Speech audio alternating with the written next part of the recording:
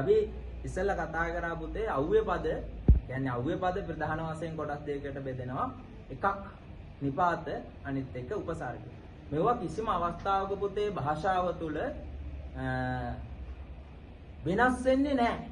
කියන්නේ මෙවුවා නාමපද ක්‍රියාපද වගේ වර්ණ ගන්න බෑ. අනිත් ඒවා වර්ණ ගන්න පුළුවන්. දැන් නාමපදයක් ගත්තොත් නාමපදය වර්ණ ගන්න පුළුවන්. ක්‍රියාපදයක් ගත්තොත් ක්‍රියාපදය වර්ණ ගන්න පුළුවන්. හැබැයි අව්වේ පද එහෙම වර්ණ ගන්න බෑ. මේක ප්‍රධාන වශයෙන්ම කොටස් දෙකක් තියෙනවා.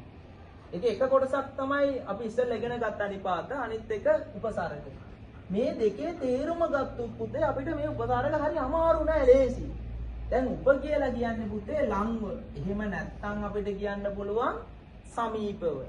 සර්ග කියලා කියන්නේ වැළඳ ගැනීම. වැළඳ ගැනීම.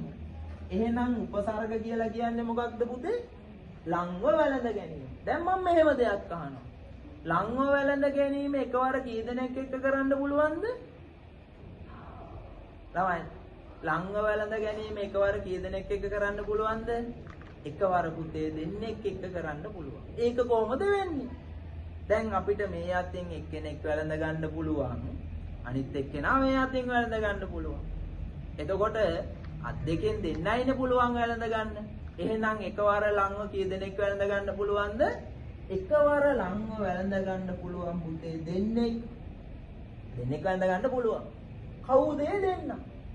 එක්කෙනෙක් තමයි නාමපද අනිත් එක්කෙනා තමයි ක්‍රියාපද.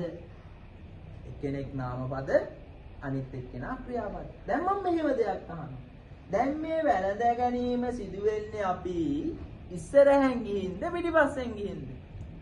කොහොමද පුතේ වැළඳ ගැනීම වෙන්නේ? වැළඳ ගැනීම වෙන්නේ පිටිපස්සෙන් නෙමෙයිනේ පුතේ. ඉස්සරහෙන් වැළඳ ගැනීම වෙන්නේ. කියන්නේ අපේ සම්ප්‍රදායේ නෑ වැළඳ ගැනීම පිටිපස්සෙන් ගිහිල්ලා. ගිහිල්ලා වැළඳ ගන්න ඉස්සරහෙන්. එතකොට මෙයාලා ගත්තොත් මෙයාලගේ කොහෙන්ද වැළඳ ගැනීම වෙන්නේ? ඉස්සරහෙන්. නාමපදයක් ගන්නකො උදාහරණයක් මම නායක කියන නාමපදේ ගන්න. මෙයාට ඉස්සරහෙන් තමයි ගිහින් වැළඳ ගැනීම වෙන්නේ. දැන් ක්‍රියාපදයක් ගන්නවා මං ගණී කියලා. මෙයාට ඉස්සරහෙන් තමයි වැළඳ ගැනීම වෙන්නේ. මොකක්ද? නායක කියන එකට අපි ගන්න පුළුවන් උපසර්ගයක් එකතු කරන උප කියලා. අර්ථය සහ මුලින්ම වෙනස් වෙනවා. උපනායක. ගණී කියන එකට අපි උපසර්ගයක් ගන්නවා පිළි කියලා. තේරෙනවද? කවදාවත් පුතේ මේ වැළඳ ගැනීම මෙහෙන් වෙන්නේ නැහැ. يعني මේ පැත්තෙන් වෙන්නේ නැහැ. පිටිපස්සෙන් ගිහිල්ලා වෙන්නේ නැහැ. එහෙම වෙන්නේ නැහැ. ඒක උපසර්ගවල යෙදෙන්නේ ඉස්සරහම තමයි. සහ උපසර්ගයක් වෙන් කරලා හඳුන ගන්න පුළුවන්. දැන් මේ උප කියන කෑල්ල කල්ලා ගත්ත හැකි. නායක වෙනම. උපනායක. දැන් ගණී කියන එක කල්ලා ගන්න පුළුවන්. පිළි වෙනම. උපසර්ගයක් හඳුන ගන්න ලේසි. මේ පදේ කඩන්න පුළුවන්. පදේ කඩන්න පුළුවන් නම් එතන අනිවාර්යයෙන්ම උපසර්ගයක් තියෙනවා කියලා අපිට හඳුන ගන්න පුළුවන්. ආයේ මුලට එන්න උප කියලා කියන්නේ ලංව නම්, සර්ග කියලා කියන්නේ වැළඳ ගැනීම නම්, උපසර්ග කියලා කියන්නේ පුතේ ලංව වැළඳ ගැනීම. එකවර කී දෙනෙක් එක්ක වැළඳ ගැනීම සිදු කරන්න පුළුවන්ද? එකවර දෙන්නෙක් එක්ක අපිට වැළඳ ගැනීම සිදු කරන්න පුළුවන්. කවුද දෙන්නේ කියලා ඇහුවෙන් පස්සේ එක්කෙනෙක් තමයි පුතා නාමපද, අනිත් එක්කෙනා තමයි ක්‍රියාපද. එතකොට මේ වැළඳ ගැනීම සිදු වෙන්නේ මේ දෙන්නගේ ඉස්සරහෙන්ද පිටිපස්සෙන්ද? හොඳට මතක තියාගන්න.